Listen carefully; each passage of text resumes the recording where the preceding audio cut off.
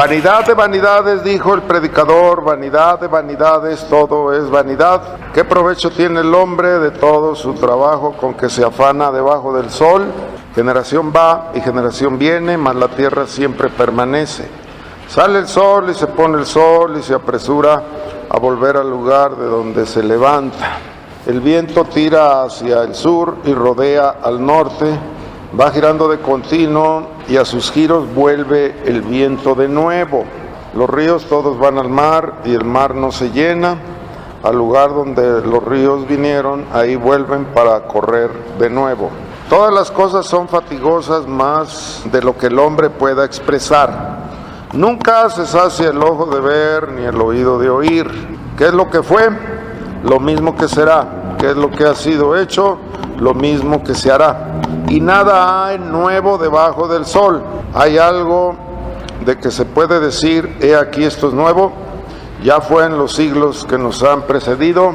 No hay memoria de lo que precedió ni tampoco de lo que sucederá. Habrá memoria en los que serán después. Gloria a Dios por su palabra. En el nombre de Jesús. Continuando con la introducción o con el estudio primero que tuvimos hoy en la mañana, pues es vasto, es muy vasta la introducción. Lo que se nota aquí es la melancolía de haber malgastado una vida cuando Dios le dio todo a Salomón, una vida terrible. Pero no podemos nosotros decir que Salomón aquí sea un fracasado o que sea un pesimista o que sea una persona conflictiva. Él lo que hace es estar derramando su corazón delante de Dios. Y yo le dije, si no estuviera este libro aquí en la Biblia, ¿dónde pensaríamos que estuviera Salomón? Les dije, hay que leer la historia, una historia que se debe de leer, pero la historia está en el libro de los Reyes. ¿Se acuerdan que les dije? ¿Se acuerdan del marco teórico? Porque dije, tenemos que armar un marco teórico y saber lo que estoy leyendo, qué clase de literatura estoy leyendo. Ya dijimos que es poesía, y al leer poesía, pues arte, porque no cualquier persona escribe esto, o escribe poesía, y ver la grandeza que Dios le dio, porque sí sabe usted, sirvientes de Salomón vivían mejor que los reyes, puros sirvientes, todo el séquito que se movía a su alrededor. ¿Cuántos hombres serían, hermano? Bueno, tuvo un ejército más poderoso que el de David para atender a las 1000 muchachas que tenía ahí, como, pues no sé lo que entendemos por harén, pero ha de haber sido así como poner un jardín, ¿no? Y estar cultivando ese jardín. Había que bañarlas, hermano, en flores, ¿no? En la fragancia de las flores. Y la reina de Saba, ¿qué dijo? ¿Qué les dijo? Dichosos los que ven tu rostro. Será una dicha que los sirvientes se movieran en derredor de él y vieran su rostro. Porque ya ve, cuando los reyes pasaban, que los llevaban en su litera, así como hacían con José, todo el mundo inclinaba el rostro y doblaba su rodilla, y no pasaba el Dios Todopoderoso, sino un hombre. No estamos viendo un hombre aquí amargado, porque está el consuelo de Dios, pero sí un desperdicio de vida. No supo disfrutar lo que Dios le dio sanamente. Fíjese lo que sucede, no supo, no quiso, porque él se fue sobre lo que tenía o sobre lo que Dios le daba. Nos dice que la vida termina en vanidad de vanidades, o sea, es vacuidad, es una vida que, pues imagínense, vacía. Luego ahí vimos lo que fue Salomón, lo que escribió. Disertaba en qué, sobre las plantas, sobre los animales, sobre las aves. Y luego construyó una de las 7 maravillas del mundo antiguo, que fue el templo. Vemos lo que estableció. Y hoy nos está gritando a nosotros, ¿no? Escuchen, dice así, escuchen de alguien que lo vivió todo en todo. Eso es lo que nos está plasmando. Aquí en 3-4 versículos nos dice que eso ya pasó. Y luego que viene el día, y el día es otra vez inalterable, y viene el día, viene la noche, y otra vez inalterable, y dice, y lo que fue, ya pasó. Y esto que pasó, va a volver a pasar. Me hablan del círculo vicioso en el cual cae el ser humano. Era lo que platicaban. De la historia y de los tiempos se vuelven a cometer los mismos errores y otra vez para abajo y otra vez para arriba. Es como la rueda de la fortuna. Hay que entender por qué dicen arriba, estoy arriba y luego abajo y luego otra vez arriba, pero hay veces que a muchos se les quedó abajo. Y luego, Señor, mira nada más la vacuidad es la vanidad. Señor, mira mi corazón vacío, Señor. No tengo nada, Señor. Bueno, es más, levanto mis manos y nada. Y entendamos, lo que está haciendo aquí es llamando la atención y exteriorizando. Aquí nos dice que es una vida de vanidad y nos dice que cayó en el pozo de la desesperación o cayó en el abismo y ese abismo pues no tenía fondo. Imagínense caer en el abismo y no haber fondo. Eso es la vanidad de vanidades, caer en un abismo y no encontrarle el fondo. Muchos decimos, es que ya tocó fondo. ¿Y qué dices? Bueno, pues gloria a Dios que tocó fondo, ¿no? De ahí se va a levantar. ¿O no es así? Toqué fondo. Pues ya levántate, pero cuando no. Y así es el significado de vacuidad, o sea, de vanidad. Está diciendo en estas palabras, he llevado una vida ficticia, hemos llevado algo efímero, y dice, una vida sin sentido fuera de Dios. Ahí nos está diciendo, miren, la vanidad es el aspecto de exhibicionismo, y dice, aquí no se encuentra nada, no hay nada. Y allí nos está dando una definición, nos está diciendo, así es la vida. Y yo les dije, no es que esté derrotado, no es que sea un pesimista, es quien ha alcanzado un logro de volver y de que Dios le hubiese dado la oportunidad de un arrepentimiento. Nos está diciendo, en otras palabras, que ha descubierto la profundidad y que la profundidad no tiene fondo. Y dice, otra vez vuelvo al vacío, porque redobla ahí la palabra vanidad o está diciendo lo mayúsculo de las vanidades. Y en otras palabras, se los acabo de decir, dice, descubres que la profundidad no tiene fondo y otra vez vuelvo al vacío, porque es un superlativo aquí, vanidad o sea, me está diciendo la vanidad número 1, o sea, la vacuidad número 1. Como dije, descubres que la profundidad no tiene fondo y vuelvo al vacío. Por eso es que muchas veces viene el dolor o viene la zozobra sobre el ser humano y vemos que ha sido pura vanidad la vida. Ya memorizamos nuestro versículo clave y nuestro versículo áureo. ¿Cuál es nuestro versículo clave? Ese que tenemos ahí, es nuestro lema y ahí lo pusimos. ¿Cómo dice? ¿Qué dice allá en la fachada? Y no encuentres en ellos contentamiento o no encuentres con ellos placer. Y nuestro texto áureo, ¿cuál es? El fin de todo este discurso es teme a Dios y guarda sus mandamientos, porque esto es el todo del hombre. Yo por eso le decía, ¿qué hay en nuestro corazón que no hemos logrado en esta vida? Insatisfacción, un deseo que el Señor no haya cumplido por años, una ansiedad, no sé, algo ahí. Tenemos que poner este versículo, es lo mismo, ¿no? De que teme a Dios, lo leímos en Proverbios y aparece acomodado 3 veces. Tenemos que hacer eso y ahorrarnos 1000 problemas de hoy en adelante, como diciendo, bueno, pues mira, ven y aquí está Jesucristo y acéptalo y ahí vamos. Y ya después, ¿qué sucedió? Al conocer a Jesús como que despertamos la conciencia, porque hablamos de que el ser humano fue creado en inocencia y Dios los unió en matrimonio en inocencia.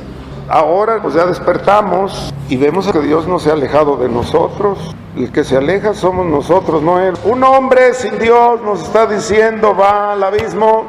Un hombre sin Dios anda como en tinieblas y no sabe a dónde va. Pues gracias a Dios por usted, por el corazón inclinado que tiene hacia Dios, porque esa es nuestra vida y tenemos que ordenar nuestros pasos. Ver la humanidad en una gran decepción y otra vez aquí, como dice él, la vida en círculo, así, porque le dije, la vida es un círculo, quedamos allá abajo, pero así va el ser humano, cometiendo insensateces, cometiendo degeneres y la destrucción. Y otra vez a repetir generación tras generación, los errores de los antepasados, los errores de los sodomitas, los horrores, se puede decir, del incesto, los horrores de la necrofilia, y ahí va.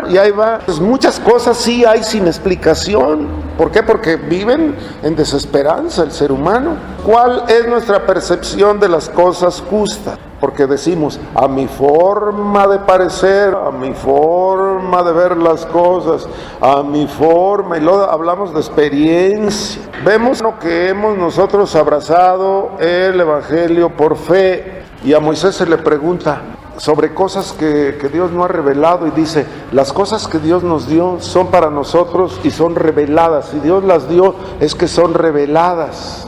Y de lo que Dios no nos ha dado, les dice al pueblo de Israel, ¿por qué buscan algo que Dios no nos ha revelado? Las cosas que Dios nos dio, nos dice así, son reveladas para nosotros, y lo que no nos da, no. En los misterios, nos habla aquí Pablo de los misterios, y no quiero que ignores, dice. Y no debemos de ignorar también lo que nos ha revelado Dios en el andar en el Espíritu Santo.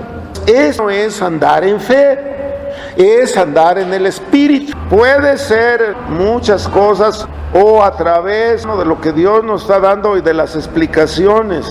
Y luego, la gran mayoría, les acabo de decir, que la gente va en tinieblas, si no hay palabra, están tropezando. Hay una ignorancia espiritual y escritural, porque ¿qué es lo que nos dice el escéptico?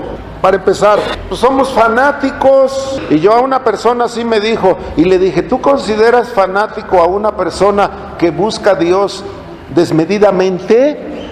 Le dije, ¿tú consideras que alguien sea fanático? Le dije, no estamos buscando más que al Dios Todopoderoso, el que hizo los cielos y la tierra y el que nos ha dado la salvación. ¿Es fanatismo? El escéptico sí nos dice así, es que ustedes son unos religiosos fanáticos. Y luego si usted dice, es que Dios me habló, o es que me mostró este sueño, o esta visión, el acabose. Mire, tenemos que hablar un poquito de esto y de algunos pensadores o algunos filósofos, como dicen que ahora se abren para decir que la fe debe ser razonada. Porque ahí no sé si ha leído usted ahí el Quijote, la razón de la sinrazón, ahí hay un dicho así, y hay que ver ese contexto ahí. Lo que nosotros hacemos no es, sí, gloria a Dios, podemos razonar nuestra fe, porque Dios nos da la capacidad, la inteligencia para poder razonar nuestra fe, pero termina la razón, y ahí donde termina la razón, ahí empieza la fe. A esto le tenemos que dar una explicación mayor. La vida, para empezar, la vida no la podemos entender, la vida espiritual no la podemos entender sin la fe. No se puede entender cosas de Dios sin la fe. Necesitamos la fe. Pero donde termina la razón, empieza la fe. La fe tiene también un fundamento científico. Ahí sí lo tiene, y esto también lo voy a explicar después. Por medio de la razón medimos lo que vemos, nada más, lo que observamos. Y la fe la medimos cuando muchas veces sucede un milagro que es tangible. Y también lo hace el incrédulo. Hay una sanidad por ahí o hay un milagro, y hasta los incrédulos pueden observar y pueden medir. Hay que ver también nuestra realidad. Luego también hay que hablar un poquito de la salvación, y hablaré de la elección, cómo fuimos elegidos por Dios, porque Dios es el que llama, Dios es el que atrae. Pero de todos los que son llamados, nos dice la palabra que pocos son escogidos, y ahí tenemos que ver la elección y usar la escritura y usar las parábolas. ¿Cuál es la experiencia y cuál no es nuestra evolución dentro de la palabra? Porque decimos, soy hijo de Dios, y muchos se privan de creer por fe, que es lo mismo. Quieren una base científica. Muchos recalcamos que creyentes o no creyentes, muchos creemos en la vida después de la vida, ¿o no es así? Y hay muchas personas que no son cristianos y creen en la vida después de la vida. La transición y lo que no se puede probar científicamente es la muerte, o sea, enfrentar, porque vamos a enfrentar lo desconocido, y eso no es lo que derriba al ser humano. Le aterra terrible y sobremaneramente le aterra la muerte. Y ahí nosotros no podemos probar nada. Nadie puede probar nada. Porque ¿qué nos dicen en psiquiatría los neurólogos?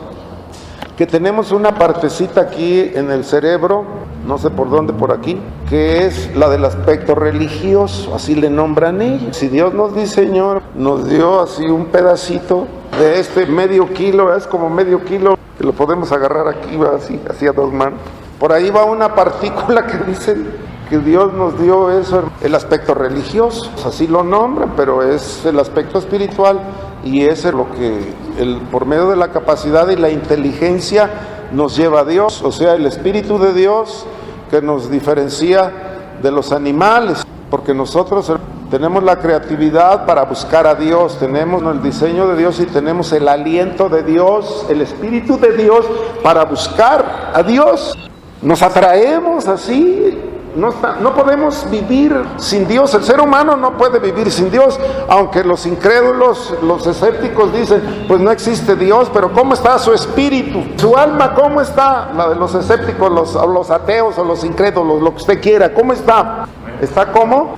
Exactamente, clamando por el Espíritu Santo, clamando por Dios, aunque digan, o hasta lo dicen así en forma sarcástica, ¿no? O irónica. Soy ateo por la gracia de Dios o por la gloria de Dios.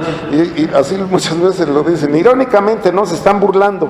Quieren todo mundo bases científicas. Yo por eso les digo, los predicadores de hoy en adelante necesitan ser científicos. ¿Por qué? Por la incredulidad del ser humano. ¿Por qué? Porque hay que demostrarles científicamente de la gloria y de la gracia de Dios y del poder de Dios y de la fe y de la existencia de Dios. Yo les he dicho muchas veces, hay muchos cristianos que dicen, y esto no se debe de decir, más o menos dicen así, no lo entiendo, pero lo acepto por fe. Estamos hablando de razonamiento, sí termina la razón y empieza la fe. Pues hay que ver que algunos hombres o filósofos dicen, o algunos pensadores. Hay que ver lo que dice San Agustín también, que se le considera el primer filósofo de la era cristiana. Que ha habido filósofos cristianos, ha habido inmensidad. ¿Por qué muchos se privan de creer por la fe? Hay que ver la transición, porque el día de mañana vamos a enfrentar lo desconocido, pero no le tenemos terror a enfrentar lo desconocido. ¿Cuál es eso? Pues la muerte física. Tenemos que enfrentar esto, que es un acto desconocido, pero es un acto de fe para la salvación, y tiene ascuas. Y luego en Apocalipsis ya ves los juicios y las destrucciones y todo eso. Cuando dice, ¿y qué nos dice a nosotros? Cuando veas todas esas cosas, alégrate y regocíjate. ¿Por qué qué? Sí, porque tu salvación o tu redención está cerca. Fíjese nada más qué cosas. Para unos es lo terrorífico y para otros el gozo es el placer. Y es que la redención ya está a la puerta, ya está allá cuando veas todas esas cosas. Solo el Cristo resucitado dice, primicias de los que duermen es un hecho. Y luego también, y si ese mismo Espíritu que levantó a Jesús de entre los muertos habita en ti, ese mismo Espíritu te va a levantar de los muertos. Entendamos, hermanos, nuestra realidad y tenemos que aferrarnos a esta vida por fe. Quite la fe y ¿qué pasa? ¿Por qué? Porque todo se rige por medio de la fe. Entendamos los principios y la gracia que Dios nos está dando. La razón trata de explicar la fe y al revés también. Ya la razón nos explicó la fe. Ahora la fe nos va a explicar a nosotros en nuestro razonamiento. Hay que ver, les decía, la vida en círculos. Aquí usted tiene que analizar, porque aquí se encierra todo el secreto de nuestra vida. Yo por eso les decía en la mañana, razone usted sobre su vida. Y lo dije, ¿algo te ha faltado siempre? ¿Qué te ha faltado siempre? ¿O cuál es el anhelo de tu corazón? ¿O cuál es la petición de tu corazón?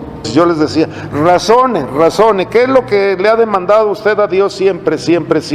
Porque aquí hablar que qué provecho, ¿verdad? Ya hablé de la vanidad. Y luego, ¿qué provecho tiene el hombre en todo su trabajo con que se afana? Y luego, ¿qué nos dice Proverbios? Ya amontonaste, o en la parábola de los graneros.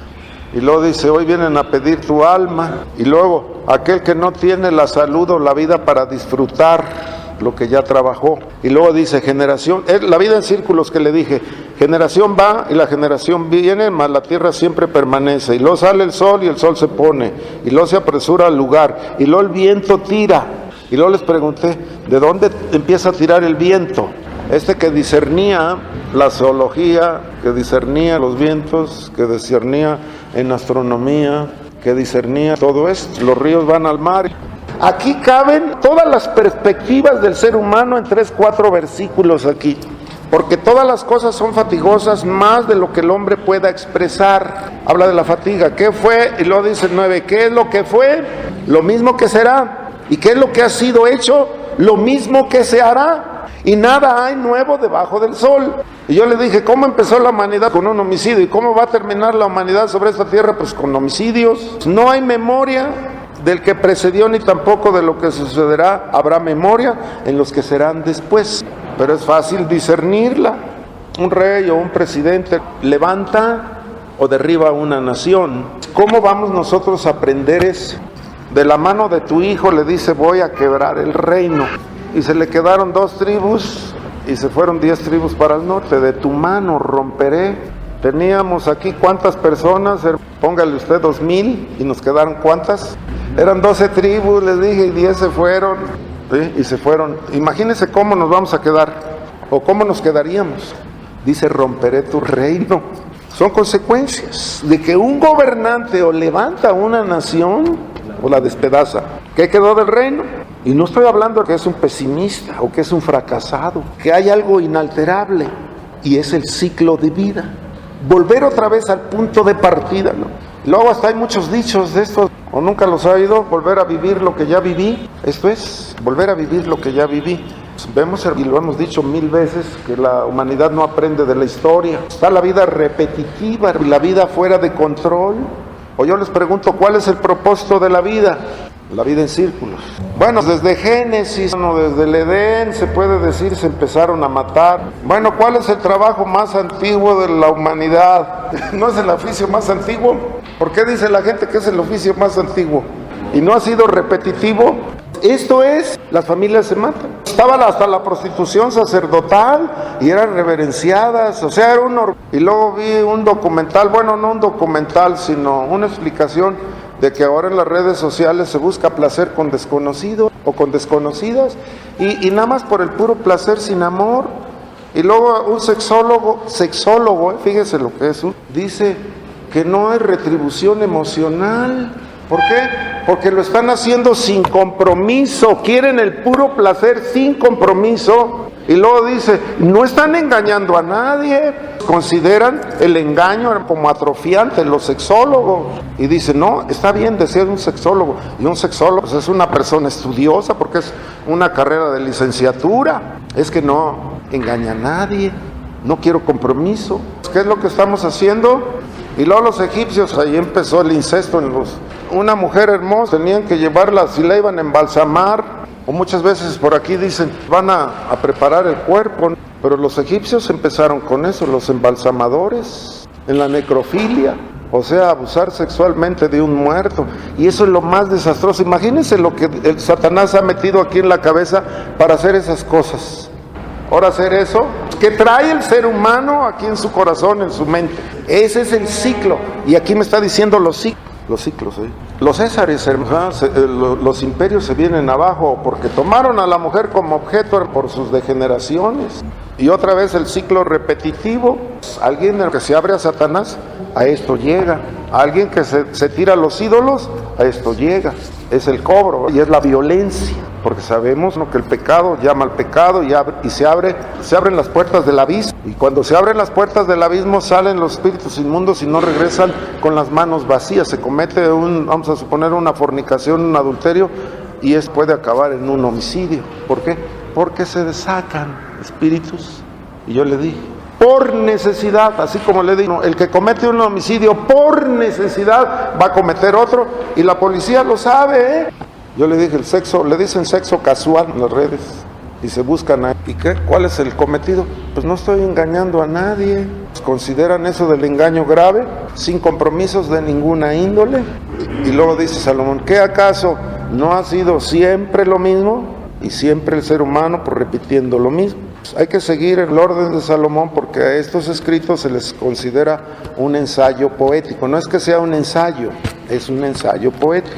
Y no ha habido otro mortal como él, con la llenura y con la unción del Espíritu de Dios. Le damos la gloria a Dios, continuamos con este estudio. Yo le dije, aquí está todo señalado y nosotros voy a estar nombrando 1000 cosas, pero nada más con respecto a esto de generación viene y generación va. Y luego el viento tira, y el viento otra vez empieza su retroceso, la vida en círculos.